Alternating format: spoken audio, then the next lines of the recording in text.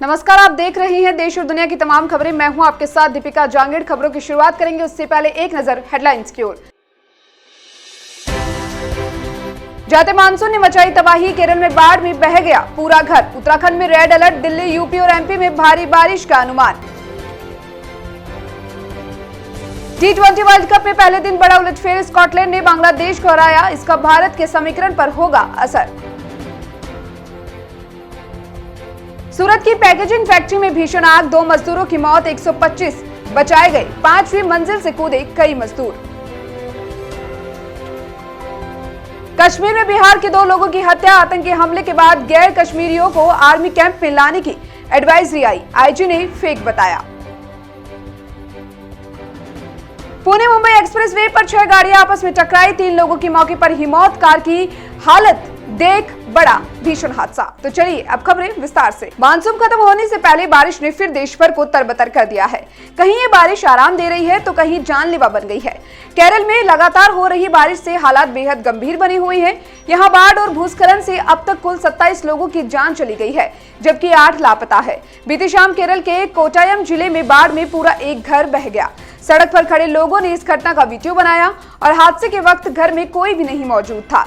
किसी को नुकसान नहीं पहुंचने की कोई खबर नहीं है। डिफेंस ब्यूरो ने बताया कि इंजीनियरिंग और मेडिकल यूनिट के साथ कन्नूर से सेना के जवानों का दल बचाव कार्यों के लिए वायनाड पहुंच गया है। सेना की ओर से अब तक कुल 3 टुकड़ियां तैनात की गई है। राहत सामग्री के साथ नेवी चॉपर के जरिए बारिश प्रभावित इलाकों का दौरा जारी है। वायुसेना स्टेशन शंगमुगम में वायुसेना के 2 हेलीकॉप्टर Mi-17 स्टैंड बाय पर है। T20 वर्ल्ड कप के पहले दिन ही बड़ा उलटफेर हो गया। क्वालिफाई ग्रुप बी के दूसरे मुकाबले में स्कॉटलैंड ने बांग्लादेश को 6 रनों से हरा दिया। टॉस गंवाकर पहले बल्लेबाजी करते हुए स्कॉटलैंड ने 9 विकेट पर 140 रन बनाए। क्रिस ग्रेव्स ने 28 गेंदों पर 45 रनों की पारी खेली। जवाब में बांग्लादेश की टीम 20 ओवर में 7 विकेट खोकर 134 रन ही बना सकी। मुशफिकुर रहीमीन ने सबसे ज्यादा 38 रन बनाए। ग्रीव्स ने 2 विकेट लिए और उन्हें मैन ऑफ द मैच चुना गया। मैच के विजेता का फैसला आखिरी ओवर में हो पाया। पारी के 20वें ओवर में बांग्लादेश को जीत के लिए 24 रनों की जरूरत थी।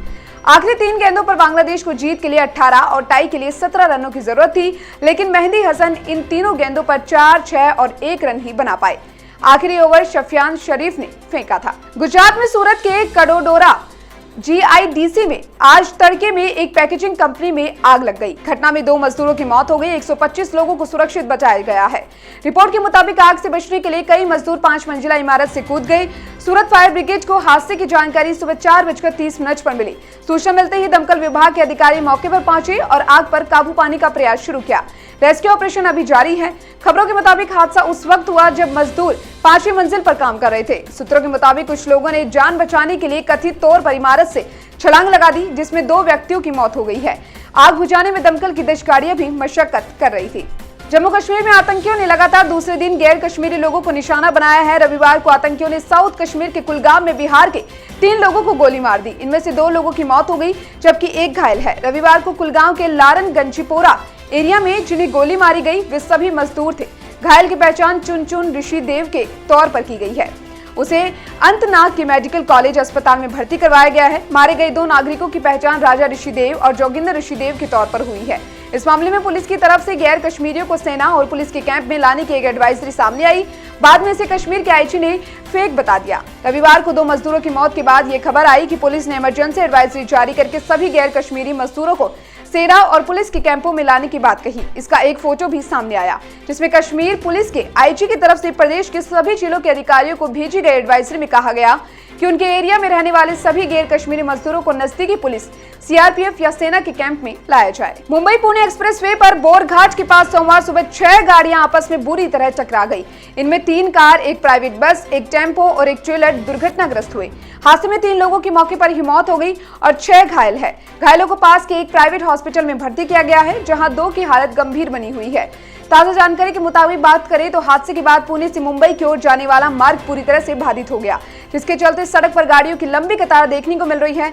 मृतकों में शामिल 3 लोगों में कार में सवार थे। जानकारी के मुताबिक सड़क किनारे खड़े मुर्गियों से भरे ट्रक में सबसे पहले एक कार टकराई। इसके बाद पीछे से आ रहा तेज रफ्तार ट्रेलर कार से भिड़ गया। इससे कार पूरी तरह से पिचक गई। इसमें सवार लोगों के शवों को निकालने के लिए बुरी तरह से पिचकी हुई कार को काटना पड़ा। फिलहाल के लिए देश दुनिया की तमाम खबरों में इतना ही, और खबरों में बने रहने के लिए आप देखते रहिए मरुधर बुलेटिन। नमस्कार।